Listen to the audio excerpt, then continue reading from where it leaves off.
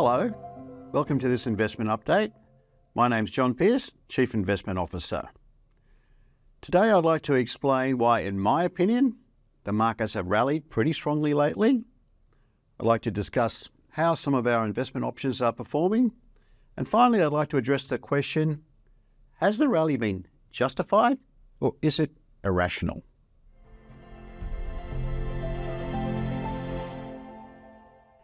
So, in non-technical terms, the market has been ripping.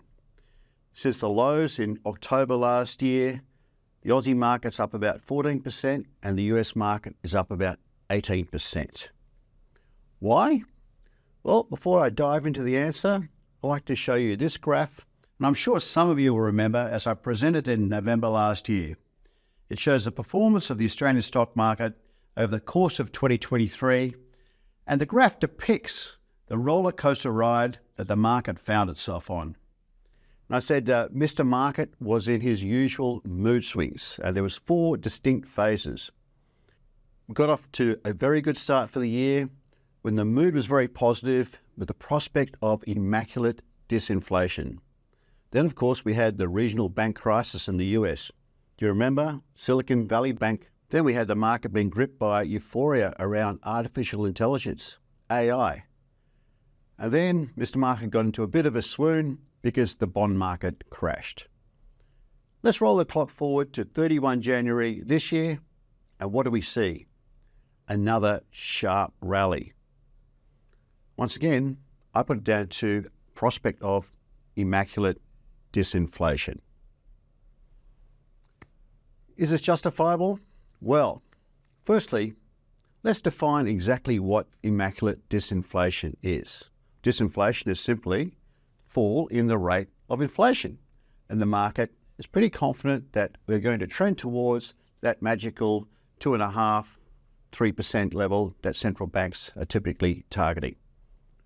What's immaculate about this? Well, it's all going to happen without having to crash the economy. Central banks are not having to tighten to the point where we're forcing the economies into a recession. Now, if you think about this combination, strong economies, low inflation, that is utopia for company profits and share prices. Before I get on to talk about exactly if it's justifiable or not, I'd like to spend a minute or so talking about how some of our investment options have performed. And it really is, we look at this financial year, a case of 2 halves. When I presented in October, things were not looking that good. If you look at our balanced option, which is our default option and our largest by a long stretch, off to a tough start, a good recovery, and now well and truly in the black. Our listed property option, good news story here. Really poor start, strong recovery, and now a really strong positive number. The listed property sector is very rate sensitive, so the prospect of rates being on hold really lifted that sector. At the other end of the ledger, unfortunately, is our worst performing option, global environmental opportunities. And not only is it our worst performing, it indeed is the only option that is recording a negative result for the financial year. Off to a really bad start, and unfortunately the bounce back has not been strong enough, anywhere near strong enough to get it into positive territory. Now what has been driving this? Firstly, the thematics underpinning this option are still strong. When you look at something like decarbonisation, that is a structural thematic that is here to stay. But no matter how strong a overall thematic is, it is not immune to cyclical headwinds. And there have been a few. And it's really important to consider that a lot of the companies in this portfolio were priced to perfection. What does that mean? Their valuations were such that the market believed nothing could go wrong. So when the slightest thing goes wrong, they come back to earth. A few things. The rise in interest rates meant financing costs went up. We had a slowdown in demand in some of the sectors. We have even the prospect of a Trump election victory putting some doubts in people's mind about the speed of the energy transition. So with all these factors, a lot of these companies' share prices have come back to earth. If you look at a company like Tesla, That was a market darling at one stage. Its share price off about 50% from its all-time highs. Is there light at the end of the tunnel for this option? I believe there is. Firstly, structural tailwinds are still there. In terms of valuation, we see now a much more rational pricing in the market. Whereas before, this portfolio was priced at extreme premium to the broader market, now on average, it's back down to in line with the broader market. Now, I'm not suggesting that means it's going to necessarily rally, but I do think there's optimism that we've seen the worst of the underperformance.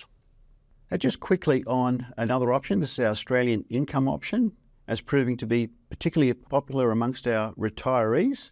You can see there a really steady return, 4.7%. Now consider that this option does not contain any growth assets, it's all defensive assets.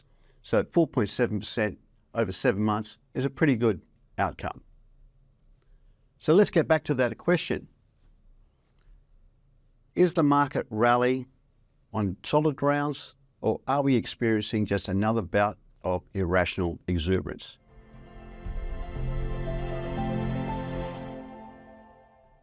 Now, market commentators love being pessimistic and negative about things, but let me give you 3 reasons why I think the market could indeed be on solid ground. Firstly, the concept of disinflation is real. Take a look at this graph. It's showing core inflation in both Australia and the US. It's all heading down. Now, contrast where we are today to where we were in January last year when we experienced this bout of euphoria. Inflation in the US was around 6.5%. It's now closer to 3%. Inflation in Australia was around 7.6%. It's now getting closer to 4%. So all very much heading in the right direction. Point number 2, and this is really important, the Federal Reserve, most important central bank in the world, really important for other developed countries as well. Look at the pivot that the central bank in the US has undertaken. And to give you an idea of the speed of the so-called Fed pivot, I'd like to refer to the comments made by Jerome Powell, the all-important chair of the Fed Reserve. It was not that long ago, in November of last year, when the chair was basically saying, hey, we're still going with these rate hikes. Watch out, market. Then in December, we believe that there's room for a pause. Then in January, 2 months after November, he's basically saying there are grounds for rate cuts this year, but March is probably too early. Wow, that's a hell of a pivot in a very short period of time. I would have ruled out any possibility of rate cuts if you asked me in November last year. So there are 3 reasons why the market could indeed be on solid footing. Of course, what could go wrong? And once again, there's no shortage of risk factors that people will allude to. Let me talk about the 3 most common risks that commentators like to talk about. First, geopolitical conflict. Now, I've been around long enough to be aware of fund managers parading as geopolitical experts. And what I can say in my 4 decades or so of working in markets, I can't recall a time when the world was totally at peace, when there was no conflict. And frankly, I don't see much difference today.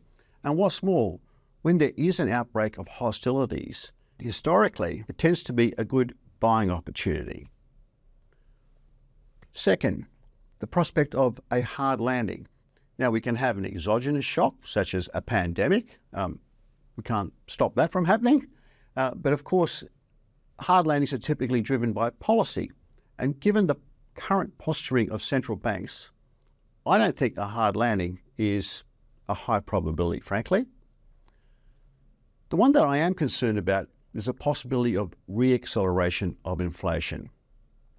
So the market at the moment is saying that inflation indeed will trend down to that 2.5–2% mark, and we're going to get rate cuts.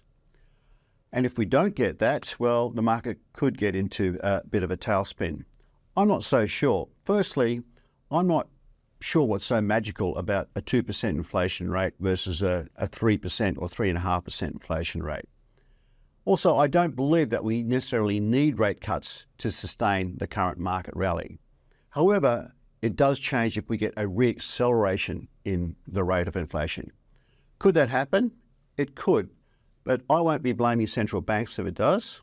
I'll be blaming governments. To me, economies are really strong at the moment. Governments around the world should be printing large surpluses. They are not. Many governments are still printing large deficits. It's imprudent, and I hope that they'll become more prudent. What about the prospect of a Trump victory? Well, the election happens in November. There's plenty of time before then, so we'll leave that for another day. As we sit today, if you ask me, what do I think about the current state of the economic and financial world? I say it feels about normal, and that's not a bad place to be. Thank you very much for listening.